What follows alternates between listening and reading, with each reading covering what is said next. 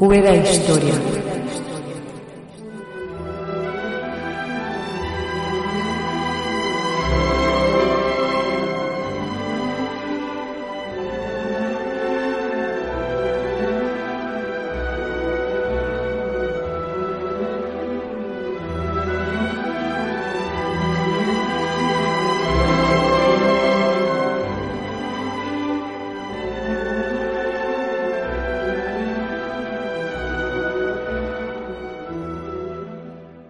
Los historiadores establecen dos acontecimientos para señalar el fin de la Edad Media: la caída de Constantinopla a manos del Imperio Otomano en 1453 y el descubrimiento de América en 1492.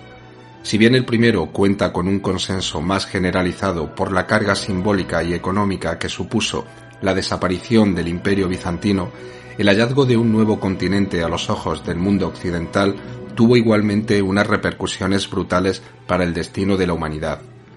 Independientemente de cuál de los dos sucesos tuvo más importancia a la hora de determinar el cambio de ciclo, el hecho de fijar una separatoria concreta, con año y hasta si me apuran día, entre la época que muere y la que nace, no deja de ser un convencionalismo artificial propuesto por los estudiosos para poner orden en la maraña de la experiencia humana. Ningún contemporáneo de ambos eventos tuvo conciencia de que había entrado una nueva era, ni en ese momento ni muchos años después. De hecho, la mayor parte de los habitantes del planeta ni siquiera se enteraron y siguieron con su vida tal como venían haciéndolo sus antepasados, sin saber que su tiempo algún día se conocería como Edad Media. Nadie imagina que el mundo en el que le ha tocado vivir es una transición de otro posiblemente mejor, o que se encuentra sumido en un intervalo oscuro entre dos momentos más luminosos.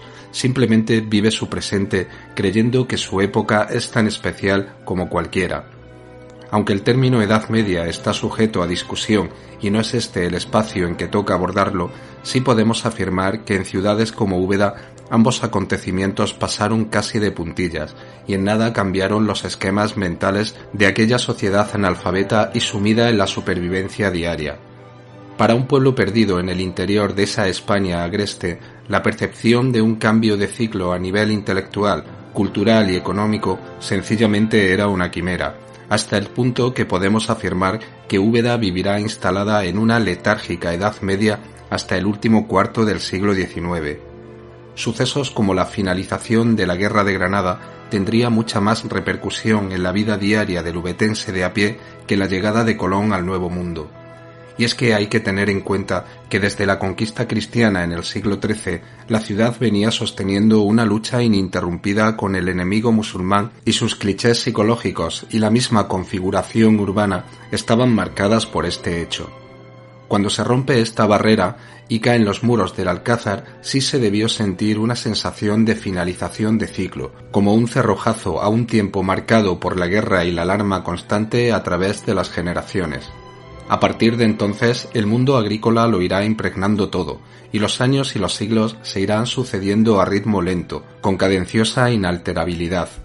Es cierto que las décadas del Renacimiento trajeron la transformación urbana, y la ciudad emergió engalanada de palacios y monumentos suntuosos, pero salvo por la renovación estética del espacio común, nada supuso para la vida diaria del pueblo llano. Que algo estaba cambiando en el mundo, sin duda debieron pensarlo aquellas gentes que aún recordaban los relatos de las aceifas moras y que ahora veían cómo la ciudad se llenaba de magníficos edificios. Muchos aún tenían presente el miedo de las cabalgadas banderizas que teñían de sangre las calles, mientras contemplaban boquiabiertos al emperador Carlos V jurar los fueros de la ciudad junto al todopoderoso secretario, su paisano Francisco de los Cobos. Pero esa percepción era como un eco brumoso de un mundo exterior prácticamente desconocido. Esa prolongada Edad Media seguiría marcando el devenir ubetense durante las siguientes centurias sin que casi nada pareciera alterar el lento transcurrir del reloj. Y esa es la historia, no exenta sin embargo de acontecimientos que me gustaría compartir con vosotros. Esto es Úbeda Historia, bienvenidos.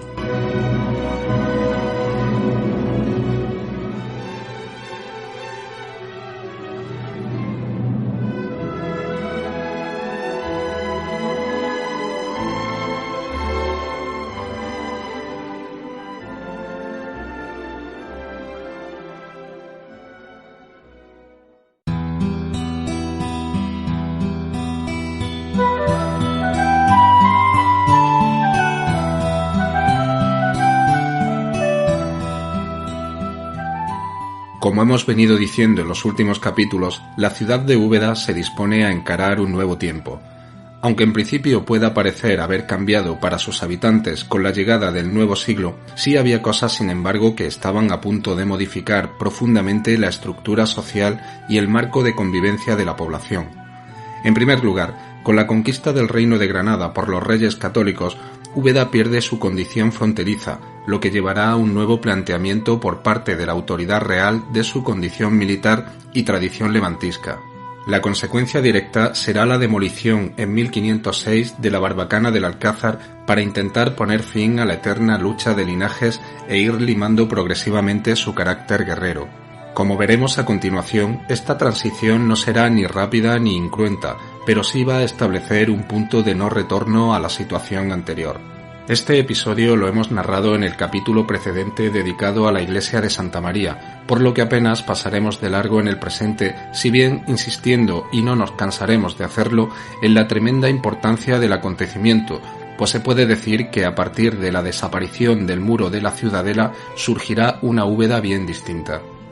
La llegada del siglo XVI traerá también la consolidación de una monarquía sólida como nunca se había visto, la de los Reyes Católicos, con un proyecto político muy definido que había sido capaz ya no sólo de concluir la Reconquista, sino de promover el descubrimiento de un continente inmenso, de unificar religiosamente los reinos de Castilla y Aragón con la creación del Tribunal de la Inquisición y la expulsión de los judíos, de pacificar por fin a la intratable nobleza, de implantar instituciones administrativas o cuerpos de seguridad rural como la Santa Hermandad, por no hablar de la expansión italiana que bajo los auspicios del rey Fernando estaban realizando las tropas del gran capitán a costa de Francia.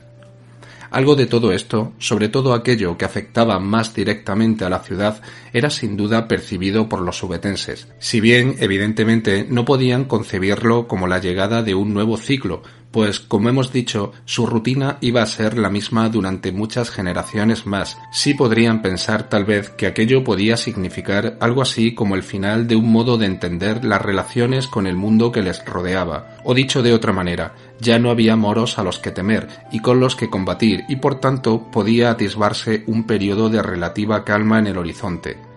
Todavía habrán de transcurrir algunas décadas para que eso que vino a llamarse después Renacimiento desplegara en la población todo su repertorio de arte sobre la piedra rubia caliza propia del lugar, pero algo sin duda se estaba ya moviendo en la divisoria de los siglos XV y XVI. Aunque hemos dicho que el concepto de esas edades históricas artificiales era muy relativo en aquella sociedad y que el modelo medieval siguió vigente en ciudades como Úbeda hasta muy entrado el siglo XIX, al menos en su aspecto económico, sí se puede afirmar que algo parecido a un cambio, ya veremos cómo y en qué afectó a la población, se empieza a producir en los inicios del siglo XVI, aunque dicho cambio tuviera más que ver con dinámicas internas que con los hitos que marca la historiografía para poner el broche final de la Edad Media. Veamos que Úbeda nos encontramos al inicio de una de las centurias más significativas de su historia.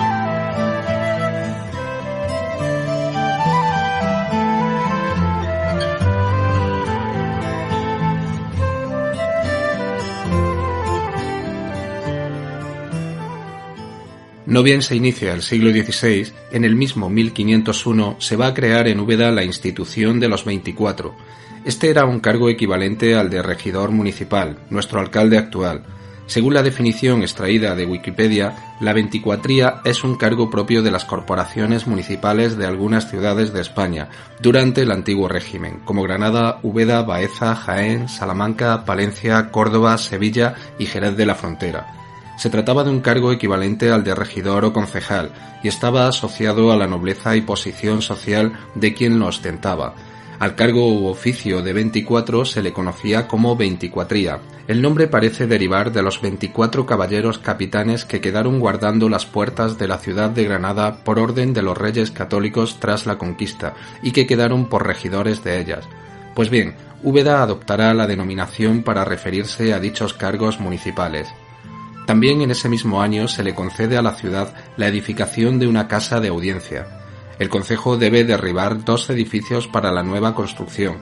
Ruiz Prieto no especifica, sin embargo, el lugar. 2 años después, en 1503, los reyes católicos concederán a la localidad la creación de una alhóndiga, que era un edificio destinado a almacenar el trigo en previsión de malas cosechas. Esta alhóndiga o pósito era sin duda muy necesario para prever situaciones de hambruna tan comunes en la época como consecuencia de la escasez y el exceso de lluvias. Como ejemplo, seguimos a Ruiz Prieto cuando dice: en 1503 no llovió y no hubo cosechas, y en 1505 el exceso de lluvias convirtió las siembras en hierba. El año siguiente se secaron los panes sin sazón, y la miseria llegó a su colmo. Muchos lugares se despoblaron y murió mucha gente de hambre, repitiéndose la calamidad en 1507. La agricultura, en definitiva, era la que marcaba la vida de las gentes. Una mala cosecha podía suponer sencillamente la diferencia entre vivir o morir. Por eso las ciudades y villas vuelcan sus esfuerzos en medidas de este tipo para afrontar un más que posible mal año. Almoro podía derrotarse, o la suerte podía favorecer al bando nobiliario afín, pero el fantasma del hambre era algo con lo que las gentes del común siempre estaban indefensas. Sabemos ya que los muros y torres del Alcázar son derribados en esos años. Vuelvo a remitirme al episodio anterior de Santa María o a los que dediqué a la muralla de Úbeda. La reina Isabel muere en Medina del Campo el 26 de noviembre de 1504. Desde esta ciudad, aquel mismo día, el rey don Fernando lo hace saber al concejo de Úbeda como era preceptivo. El documento va dirigido a la justicia, regimiento y hombres buenos de Úbeda, y dice, entre otras cosas: hoy, día de la fecha de esta, ha placido a nuestro Señor llevar para sí a la serenísima reina doña Isabel, mi muy cara y muy amada mujer, y aunque su muerte es para mí el mayor trabajo que en esta vida me podía venir, y por una parte el dolor de ella por lo que en perderla perdí yo, y perdieron todos estos reinos, me atraviesa las entrañas. En 1507, como se sabe, cae la barbacana del Alcázar con las consecuencias ya descritas, un hito sin duda trascendental en la historia obetense. Señala Ruiz Prieto que, con la finalización de la Guerra de Granada, la ciudad de Úbeda, al igual que todas las que tuvieron un papel relevante, debieron enriquecerse con los despojos de los vencidos. Se entiende que estas prebendas solo alcanzarían a algunos sectores de la nobleza que fueron recompensados por los reyes con mercedes y donaciones por los servicios prestados. De hecho, y siguiendo la estela de piadosa religiosidad de la reina católica y por temor al Santo Oficio, los potentados del reino se vuelcan en las donaciones a la Iglesia para demostrar su integridad católica. Esta nobleza, cada vez menos fiera y más cortesana, se dedicará en ciudades como Úbeda a las obras pías, como la redención de cautivos a través de las mandas testamentarias, el legado de bienes para parroquias, la fundación de capillas, conventos, ermitas, etc. Siguiendo al eminente cronista, todas estas donaciones sirvieron para abrir cauces para utilizar en riegos las aguas de los ríos, para construir magníficas casas de labor, roturar tierras y aumentar el cultivo y la producción. Úbeda crece en población e importancia. Asimismo se fundan escuelas y se mejora la instrucción. Este fenómeno no es exclusivo a Úbeda, sino que forma parte del proceso de expansión económica y demográfica que experimenta Castilla a partir del siglo XVI y que le llevará en unos años a convertirse en la potencia hegemónica de Europa. La corriente de religiosidad integrista impulsada por la reina Isabel se traducirá en la creación de numerosas de estas fundaciones.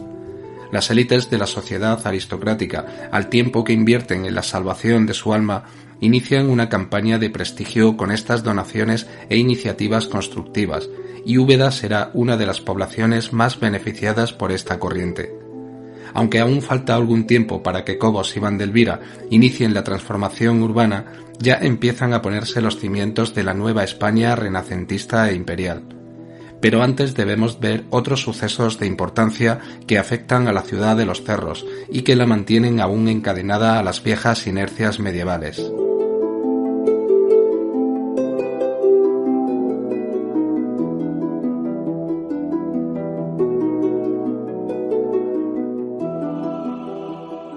Derribado el Alcázar y recluida la reina Juana en Tordesillas por disposición de su padre el rey Fernando,